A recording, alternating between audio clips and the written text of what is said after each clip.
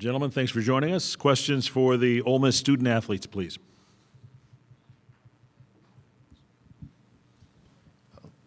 Malik, I know y'all probably hadn't watched a lot, but I guess over the past 24 hours or so, is this an Iowa State team a game where you feel like physicality is going to be a little more intense than the past couple games? Yeah, no doubt. This team's very physical.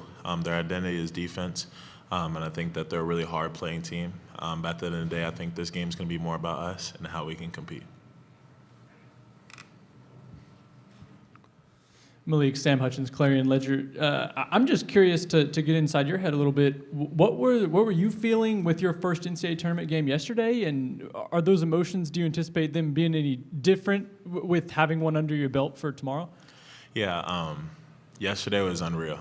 It's something you dream about. I remember 5th grade when I was in my living room watching Middle Tennessee play where I'm from, and just watching the March Madness, and that was just an unreal feeling. So being here was unreal, and I think getting those flutters out in the first couple, minutes of the game was good. But I think now with the second game, I think I've got them all out, and we're going to go out and play basketball.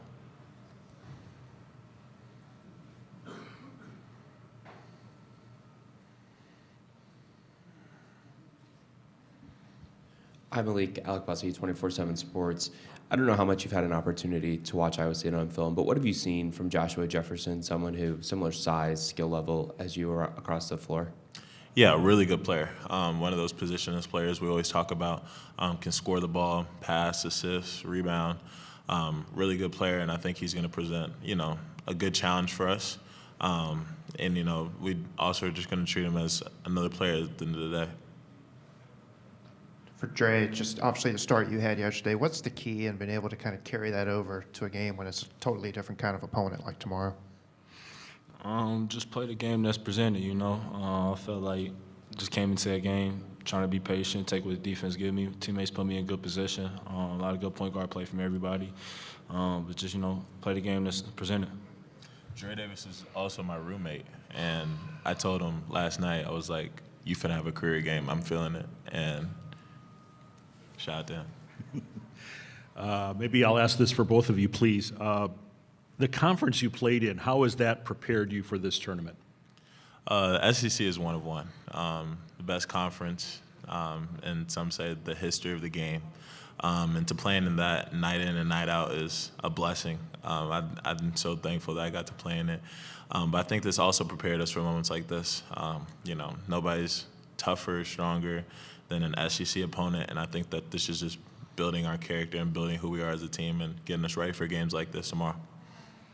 Yeah, just piggyback off that. We see 13 SEC teams in the tournament. That just goes to show 14.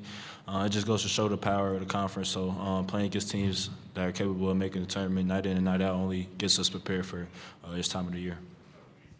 Yeah, for both of you guys, obviously, you both have played for multiple head coaches before Coach Beard. I guess, can you speak a little bit to what makes him different?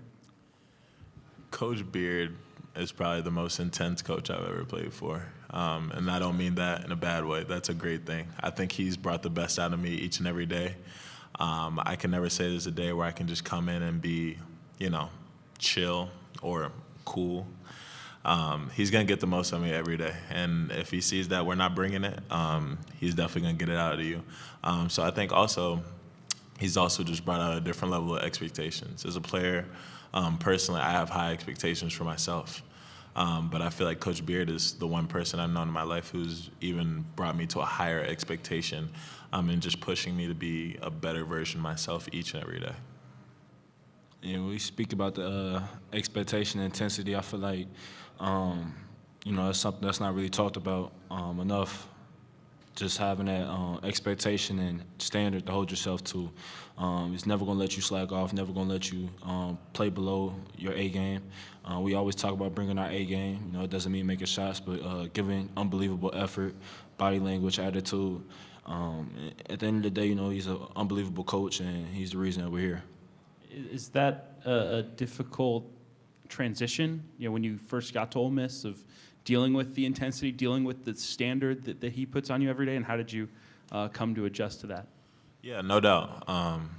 Not any knock on the past schools I was at, but transitioning from Belmont to Ole Miss with Coach Beard is super different. I feel like a lot more things are just ran a lot more effectively here, and things are going as planned, and Coach Beard's going to make sure everything's right. So, yeah.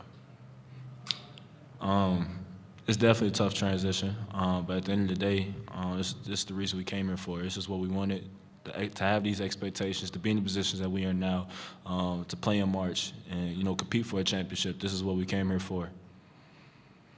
Yeah, Adam Rittenberg with ESPN. Kind of along those lines, Malik, I think he kind of got after, right here. Sorry. He kind of got after you during one timeout yesterday. What's it like in the game when you see that intensity? Why is his approach effective in the game, not just on an off day or off season or whatever? Yeah, not my first rodeo. When something goes, if I mess up on something that's scouting report or something based in the game, Coach Beard is definitely going to get after it. And, I feel like that's an effective way. I feel like he's just coaching. It's the emotions of the game, and we're really trying to win, and he's getting his point across. And as a player, I feel like it's important that you just sit there, take the coaching, and understand the message that you're trying to get through so that when you get back out there, you do it effectively and you do it right. Malik, real quick, when you talked about that Middle Tennessee game, was that the Michigan State game you were talking about? Yeah, so I don't know how old I was, but I remember I went home from school, not knowing much about MTSU, just knowing that they're in that area of Murfreesboro. From Murfreesboro. But watching that game was unreal, and then knowing some of the guys now, working out with them back at home, like Perrin Buford, Jaquan Raymond, all of them, just watching that game and having them, come back and tell me about these March Madness moments. And to be in this moment now is just unreal, and forever grateful for it. And then about yesterday's game, I'm curious, is playing in a game like that with crazy momentum swings and 22-point lead down to 4, it's just one game, but do you feel like you have enough experience, or how good is that for preparation to play in a crazy game like that in your first one? Yeah, it's good. I mean, the momentum swings and all that stuff, I think we have older, experienced guys, so I think we just stay calm in those moments and trust in our work and our coaches. We realize everything's going to be all right. We got to just stay to who we are. All right, guys, thank you. Good luck tomorrow night.